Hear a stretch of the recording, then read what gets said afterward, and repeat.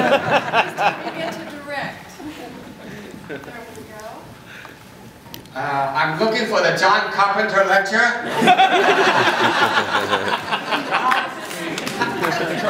Wrong hall, right? 不過咧，我今日好歡喜嚟呢度同你講啲話嘅，歡迎你哋嚟得好嗎？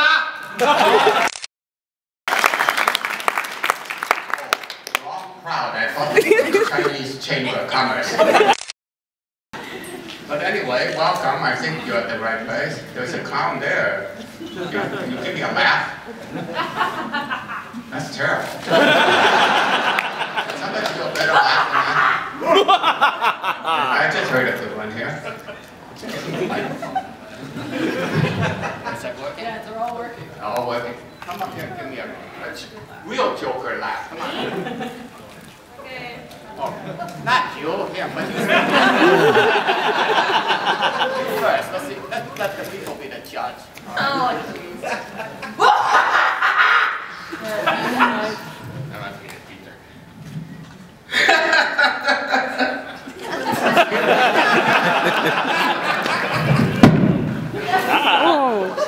$50, please.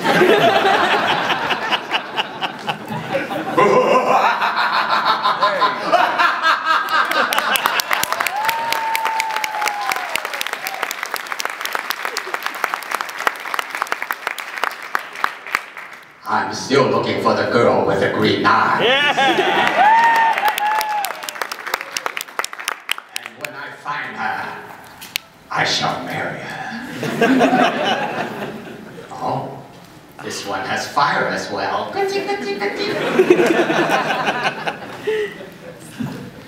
I might as well sit down. Well, I don't need to be up here. You could just keep going. Okay. As if I needed to say who that was.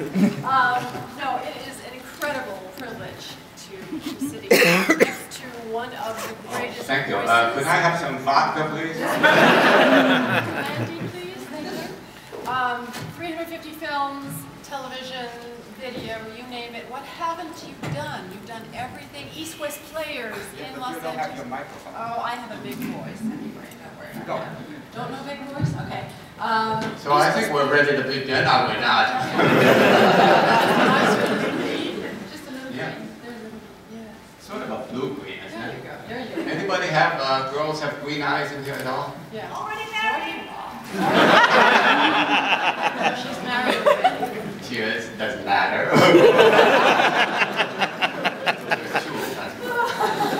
Will you perform the ceremonies afterwards? If they ask me to, if they pay me to, I probably will. I'll have to see about I that. was talking about money. You know? Oh, I'm These sorry. white people, all they think about is money. Well, I think you've made your fair share. And actually, I mean, look at... Well, you know, where I come from, we sign photographs for money. I am sure this audience has a ton of questions to ask you. Nobody can ask anything. No. That's what they're here for. Except for money, I guess. Okay, well, you come up, you leave a little something on the front table, and then he gets to have a really good dinner. So, no, lots of questions. I actually found an enormous amount of information on this gentleman online that probably will frighten. It's all a lie. It will probably frighten. Like his name is Mr. Wu Hanxiang. Yes, that's very good. Yeah. Mandarin would be Wuhan Jiang, and when that's what I write on the photographs when you come up. That Chinese word is Wuhan Jiang. What does your name mean in Chinese? Well, let's see. In Cantonese, it's Huan Jiang. It's very different, so you can see. Does it mean great dragon fighter with great voice? No, Han is the Han Dynasty. Yeah. Jiang, I don't know exactly what it means. Somebody just called me a name and I put it down. But the thing is that it's very strange, and this is probably the first time I've told any audience. I'm not really a Han, and this is the truth. So my real Chinese name when I was born in Minnesota, they gave me a Chinese name. How do you like that? Actually, my name is Janssen. Nelson Janssen. No, but it was, my father's name is Wu Fuk Hong. So when he got his papers in the Army, they said, what's your name, what's your name, you know, and I guess he didn't have his papers or something, but he said, Wu Fuk Hong. And so they said, well, you know, so, okay, they wrote down Hong. Actually, I don't know, anybody here know Chinese at all out here? Anybody? No? Anybody? Oh yes, yes. Well, you know, Wu Fuk Hong, the Wu would be his first name, right? But in America, James is first. What am I telling you this for? Anyway, so the Hong, Wu Fuk Hong, that's his given name. His first name was last. That's the way the Chinese go.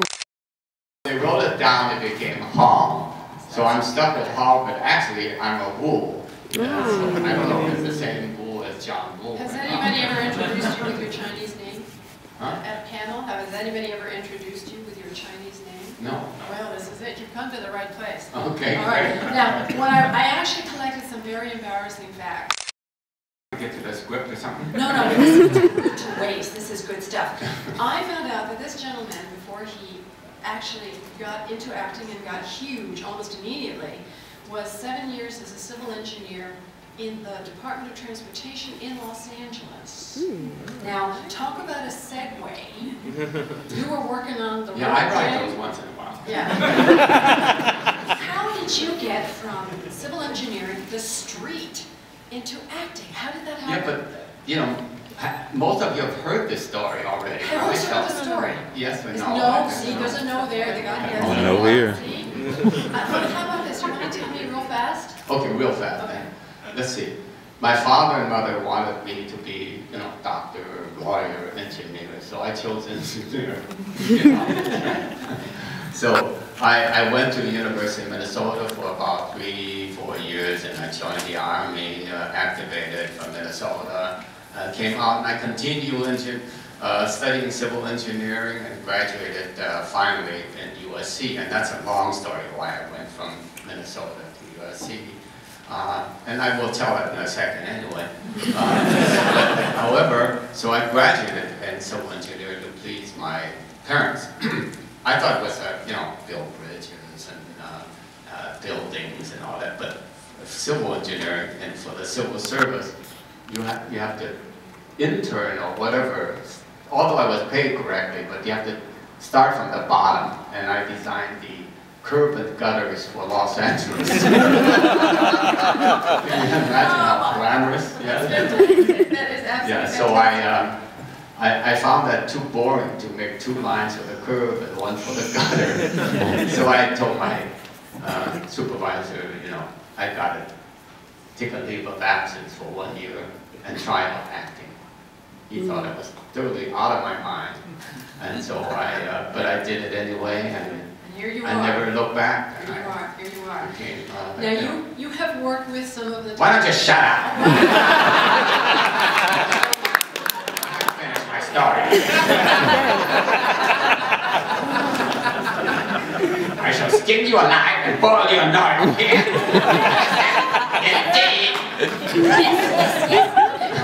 Okay. So anyway, so I quit engineering and got myself, and for all of those who are interested in acting, you know, who is or are interested in acting to become an actor? 1, 2, 3, well, quite a few, right? So all of you are dead duds. Anyway, well, I'm sure, you know, America's got talent, and if you do, just keep on trying, because I was a civil engineer, and I tried out to be an actor, and now I have approximately 500 credits in my name on camera. So basically.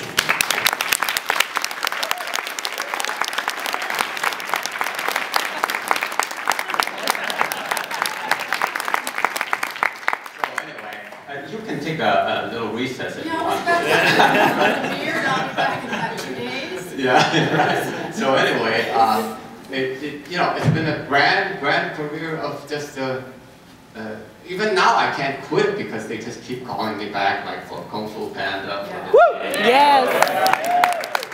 Let's see if I can do a voice. Speed, do Father. Paul, what are you doing upstairs, Paul? there's a lot of people who want noodles.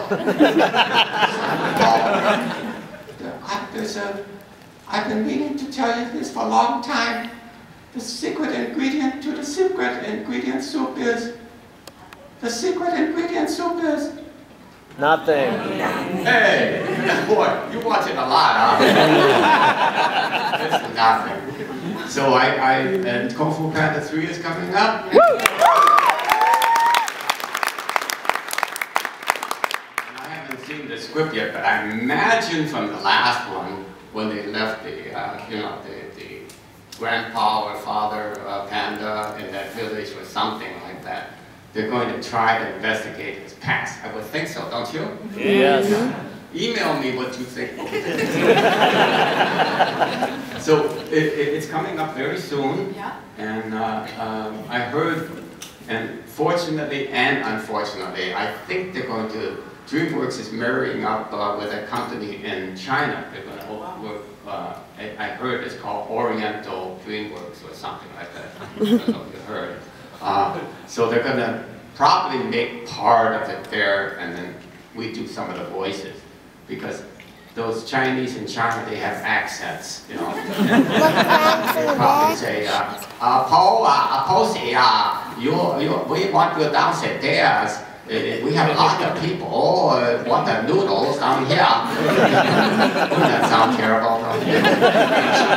Let's talk about accents for a minute, because I have a really cool question. Okay. This gentleman was responsible for redubbing two very famous characters, Ogata and Dr. Serizawa from Godzilla. And we're talking the original, the real Godzilla from 1956, 1954.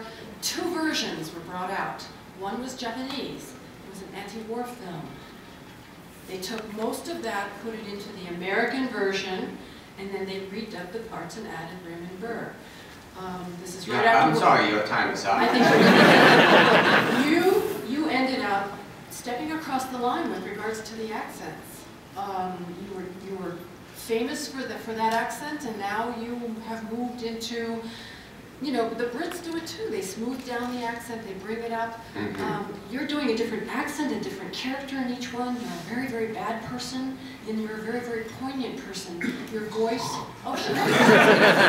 your voice at the end, that final scene in Kung Fu Panda 2, where you meet your son and he acknowledges it. The pathos in your voice makes that scene. How are you doing this in terms of calculating that voice? Your voice is like silk. Talk to the audience about doing voiceover. Well, first of all, I don't know how many have seen that old black and white of Godzilla. Yep, I've seen it. So anyway, stepping backwards to what you're asking, the guy that bought that film for like, I think $3,000, can you imagine, for the US rights. And it was in that black and white form. They added Raymond Burr and those scenes from this window. It was just one camera thing pointed at that window, and Raymond Burr was, yelling his so-called point of view recording. And then the rest is in the old black and white Godzilla, and they didn't have much budget, obviously, for $3,000 to buy the film. They paid us peanuts, in other words, you know. And so they said, James, well, you know, why don't you read all of these parts? And he pointed out 7 characters on that script, so-called script. And I said, all 7, or maybe even more voices. If you listen carefully, you'll hear 7 voices. I'm talking to myself, the hero. So I just, you know. But thank goodness. And for those who do practice voices, you know, like, I'm Mickey Mouse,